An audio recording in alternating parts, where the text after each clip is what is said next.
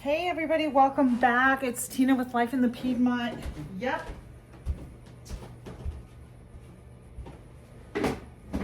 Oh, the countdown to Christmas continues. And I have another story to share.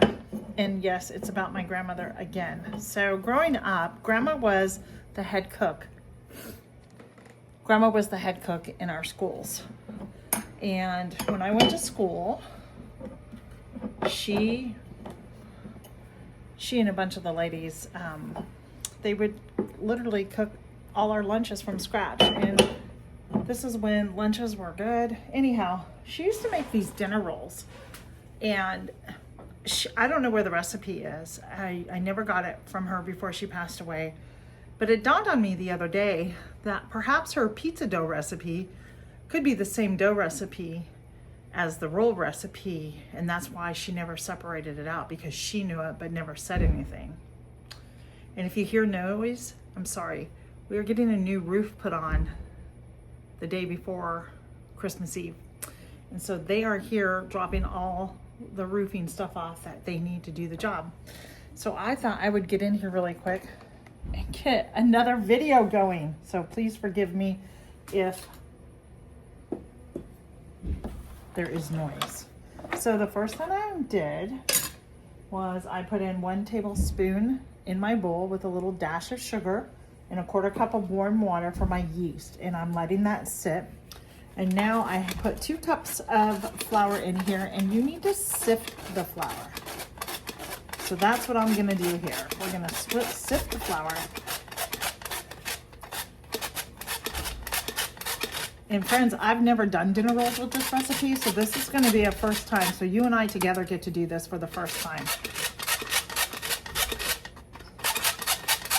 Okay. I do know that this recipe is the pizza dough that she used when she made pizza in the school for us. So that's why I'm thinking that maybe it could be the dough recipe. And I used to use this recipe every Friday night when my kids were growing up. And I don't make it anymore because I'm not really supposed to eat it, and that's okay, but I'm going to attempt to do this and make dinner rolls. And I'm gonna bring you along and show you the process. So next we're gonna need 1/2 teaspoon of baking powder. And if I was really organized right now, I'd probably have everything measured out, but yep. So we're gonna put that in, and then we're gonna do 1/2 teaspoon of salt.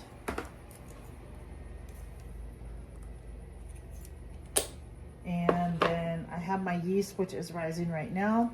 And then you're gonna need shortening for this, or some type of a fat. I'm using shortening.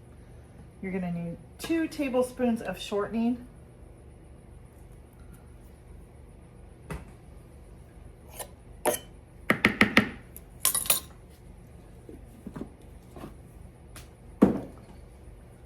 About 1 tablespoon of sugar.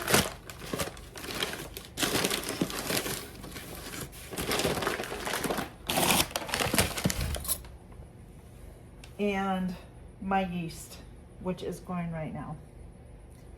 I think the yeast is pretty active, so we're gonna just drop this in. I keep my yeast in the refrigerator or in the freezer. And that way I get a longer shelf life out of it. So make sure you're doing that if you bake anything with yeast. I don't think I needed baking soda, right? Nope. So I need to get the lid and put on here. I'm gonna add about another 1/4 cup of water.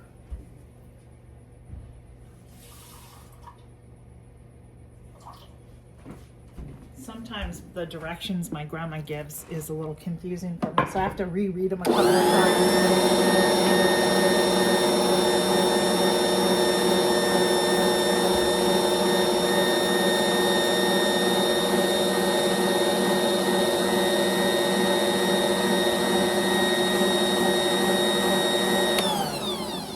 Her recipe says you may have to add up to an additional 2/3 cup of water, and I'm gonna get some water filled up because I have a feeling I'm gonna need it just by the looks of it.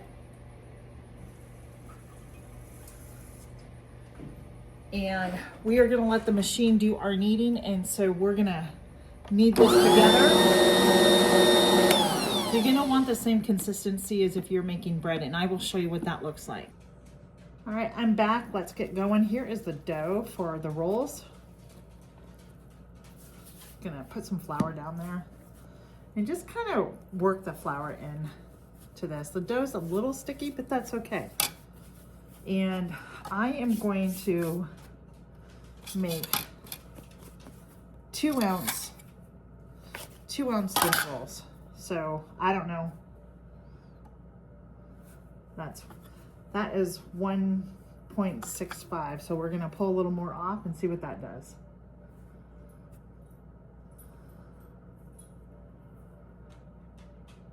It's 190. I'll take it.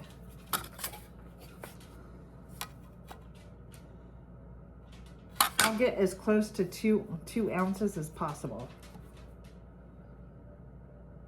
It's a little more. 2 on the nose. That works.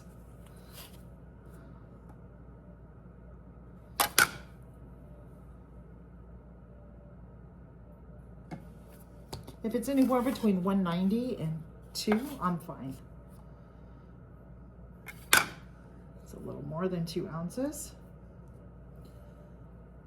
It's 185, that works. So I'm just gonna keep cutting these up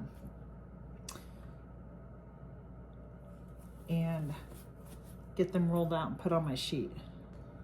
That took me no time, friends. So I have this little bit of dough, so I think I'm just gonna distribute it.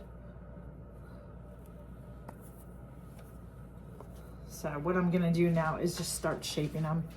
And that is basically just going to bring the sides together. Just kind of put my fingers up like that in between and then pull it down and then just pinch around here like so, and there you have it. And then we're gonna put it on the sheet. Now you can take it and you can roll it with your fingers and that's fine. That works too, but I find that just doing it this way, almost like squeezing like a bubble or something, right? And just pulling the ends up on here makes a really nice roll as well.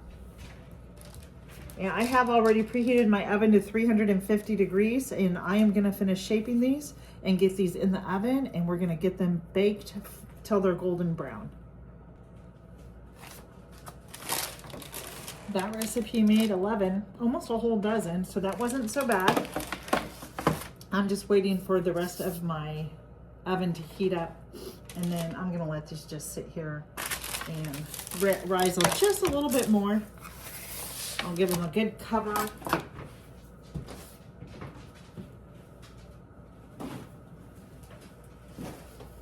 Cover those up. And if you're here's what I want to get. Here's a tip. If you're unaware of when your rolls are done, get yourself a digital thermometer and put it in. And as long as it reaches 190 degrees, then your dinner rolls are going to be done. And these just came out to 195. So I know that they are done. Now that they're done, we're gonna come in here and I melted up some butter, and we're gonna just brush some of the butter on, the melted butter on each roll.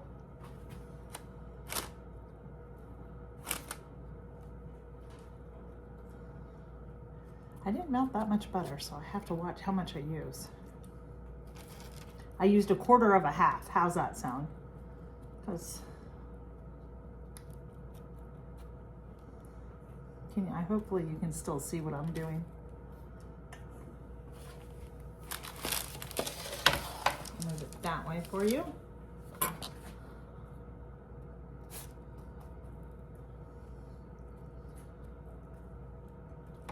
There we go.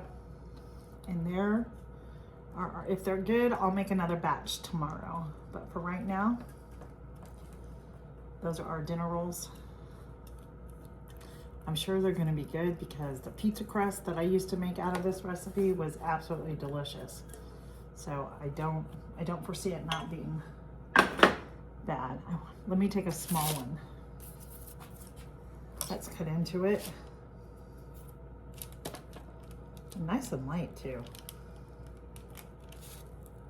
And I know, like with bread, you're not really supposed to cut into it when it's super hot because it will make the bread gummy. But look at there. Absolutely delicious. And again, for video taping purposes, I'm gonna put a little butter on there.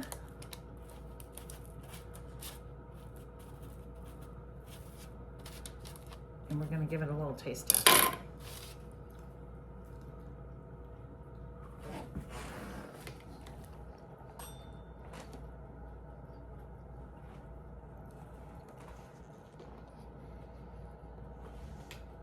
No, good. So, there you have it. Another recipe to the countdown for Christmas and the things that I'm making for my family for supper for Christmas Eve, or Christmas night, I should say. I hope you've enjoyed all these videos, friends, and I look forward to seeing you on the next videos. Merry Christmas.